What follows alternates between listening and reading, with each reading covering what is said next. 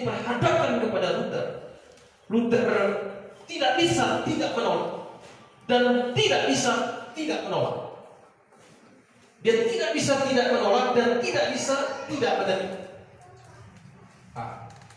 Akhirnya Luther memberikan kesimpulan, surat Yakobus ini sampah. Mengapa? Yakobus 2 ayat 24. Di situ bilang, jadi kamu lihat bahwa manusia dibenarkan karena perbuatan-perbuatan dan bukan hanya karena iman. Ini menjadi satu persoalan, ya. Sehingga pada waktu itu muncul satu kelompok, ya, itu dikenal dengan kelompok semi-Pelagian. Jadi sebelum ada gerakan reformasi, itu jauh sebelum ada gerakan reformasi, ada kelompok Pelagians. Kelompok Pelagians itu yang muncul di abad keempat. Itu yang percaya bahwa manusia selamat itu karena perbuatan. Jadi manusia harus betul-betul menjaga hidupnya tetap kudus sampai akhir hidupnya, baru dia bisa masuk surga. Itu kelompok Pelagians yang kemudian ditentang oleh Agustinus. Agustinus bilang tidak bisa, manusia diselamatkan itu mutlak rahmat Tuhan, dan rahmat Tuhan itu dicurahkan kepada orang-orang yang telah ditentukan sebelum dunia diciptakan. Itu terjadi perdebatan. Nah, kemudian muncullah kelompok semi-Pelagians. Semi-Pelagians ini mengajarkan bahwa rahmat Tuhan ditambah dengan perbuatan manusia menghasilkan keselamatan. Oleh sebab itu, kita tidak ada di posisi Pelagians, dan kita pun tidak ada di posisi Agustinus. Kita tidak ada di posisi semi-Pelagians, tapi kita ada di posisi firman Allah. Amin. Amin. Posisi kita adalah firman Allah. Lalu bagaimana kita memahami surat Yakobus? Apakah yang dimaksud Yakobus? Untuk memahami apa yang dimaksud Yakobus pasal 2 ayat 24 ini, nomor 1 kita harus memahami apa itu definisi iman.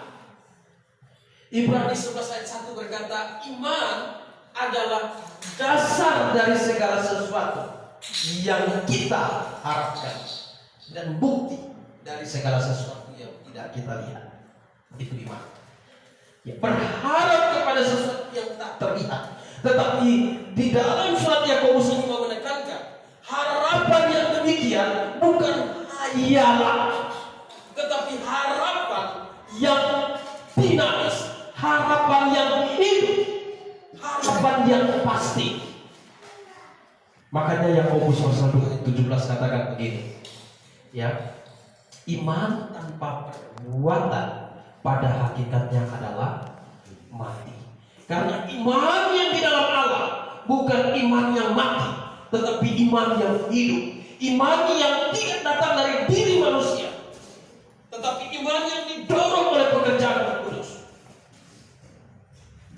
Iman itu tanggung jawab manusia. Amin.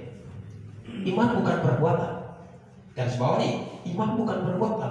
Kalau iman sama dengan perbuatan, Yakobus tidak perlu menekankan perbuatan.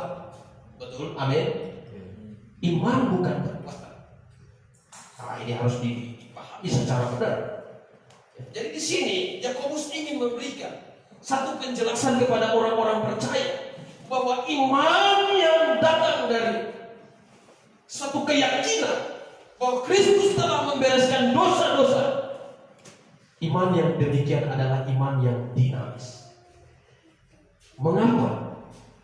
Dalam Titus pasal 3 ayat 5.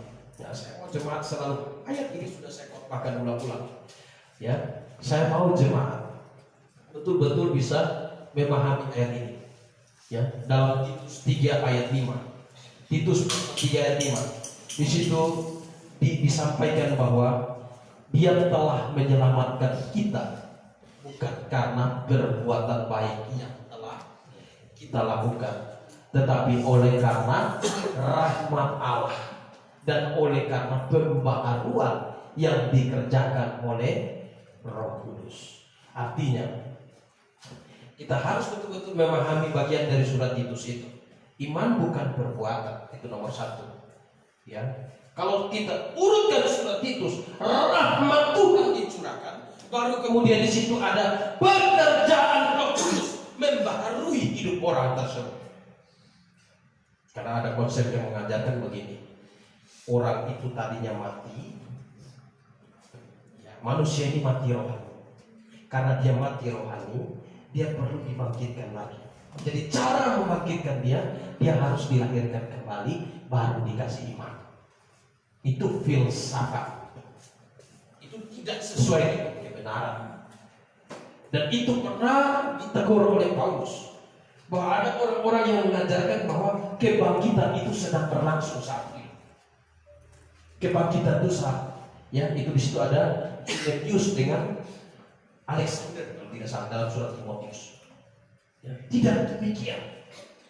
Ya, tidak demikian. Alkitab mengajarkan kepada kita dalam Efesus 1 ayat 13 dikatakan, di dalam Dia kamu juga ketika kamu mendengar firman kebenaran, yaitu Injil keselamatan, di dalam Dia kamu juga ketika kamu percaya dimeteraikan dengan Roh Kudus yang dijanjikan. Ketika kamu percaya, Roh Kudus dimeteraikan. Dan bukan hanya Roh Kudus dimeteraikan. Dalam 2 Korintus pasal 1 ayat 21-22 diberikan Roh Kudus dan mendapat pengurapan hak. Amin. Amin. Jadi bukan lahir baru dulu baru kasih iman. Pintu masuk rahmat Tuhan itu melalui iman. Makanya Roma pasal 1 ayat 17 berkata, ya, orang benar akan hidup oleh iman dan dipimpin oleh iman. Bertolak dari iman dan diakhiri dengan iman. Ini konsepnya. Rahmat Tuhan diterima melalui iman. Rahmat yang diterima melalui iman. Ada yang bertanya, bagaimana caranya menerima rahmat Tuhan? Ya, Yohanes 3 ayat yang kelima. Jika engkau tidak dilahirkan dari air dan roh, engkau tidak dapat masuk ke dalam kerajaan Allah. Air di situ bukan merujuk kepada baptisan, tetapi air di situ merujuk kepada Injil. Sesuai dengan 1 Petrus pasal 1 ayat 23. Merujuk kepada Injil. Air di situ merujuk kepada Injil. Jadi Injil, bagaimana orang menerima Injil dalam hidupnya? Roma 1 ayat yang ke-16 dikatakan, Injil adalah kekuatan Allah yang menyelamatkan setiap orang yang percaya. Injil adalah power dari Allah, kekuatan Allah. Dan pintu masuk Injil itu melalui iman. Jadi di sini Yakobus katakan, orang yang telah menerima Injil, dia punya kekuatan Allah di dalam dirinya. Kekuatan Allah itu merubah hidupnya. Jadi di sini Yakobus tidak berbicara bahwa kamu selamat iman ditambah perbuatan baru selamat, tidak. Tetapi Yakobus ingin berbicara di sini, kalau kamu orang beriman, berarti harus memperlihatkan perbuatanmu sebagai orang yang beriman. Iman tidak terlihat, tapi perbuatan-perbuatan mencerminkan iman seseorang. Amin. Iman tidak terlihat. Yakobus sedang berbicara. Yakobus menekankan di sini mengenai buah dari iman tersebut. Ini Yakobus tekankan. Yesus berbicara, Tuhan Yesus berbicara, akulah pokok anggur dan kamulah cara. Ranting tidak dapat berbuah kalau tidak tinggal tetap dalam pokok anggur. Ranting yang berbuah dibersihkan Bapa sehingga menghasilkan buah yang banyak. Ranting yang tidak berbuah dipotong, dibuang ke dalam api. Di dalam Injil Lukas pasal 6 ayat 43 sampai 45, Tuhan Yesus memberikan pernyataan, pohon yang baik akan menghasilkan buah yang baik. Tidak mungkin pohon yang baik menghasilkan buah yang tidak baik. Dan di dalam Matius pasal 7, Tuhan Yesus bilang, dari buahnya. Dan buah, kalau kita lihat dalam Alkitab, buah itu merujuk kepada buah roh. Kalau betul kita tinggal di dalam Kristus, kalau betul Roh Kudus ada di dalam diri kita, harus ada buah roh. Amin. Amin. Pertumbuhan iman itu bukan kita yang mengerjakan, tetapi Allah yang mengerjakan. 1 Korintus pasal 3 ayat 7. Allah yang memberikan pertumbuhan. Lalu bagaimana supaya kita bisa bertumbuh? Tuhan Yesus katakan di dalam Yohanes 15 ayat 7. Tinggallah di dalam aku dan firman-Ku di dalam kamu. Ya, minta apa saja, maka kamu akan menerimanya. Nah, ini Yakobus ingin menekankan di sini. Kalau betul-betul kamu adalah orang beriman, kalau betul-betul kamu adalah orang percaya, kalau betul-betul kamu adalah orang yang sudah dilahirkan kembali, maka tentu di dalam hidupmu harus menampakkan buah roh, harus menampakkan buah kebenaran itu. Jadi tidak mungkin pohon yang baik menghasilkan buah yang tidak baik, dan mustahil pohon yang tidak baik dapat menghasilkan buah yang baik.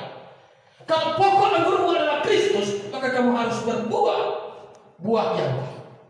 Amin. Amin.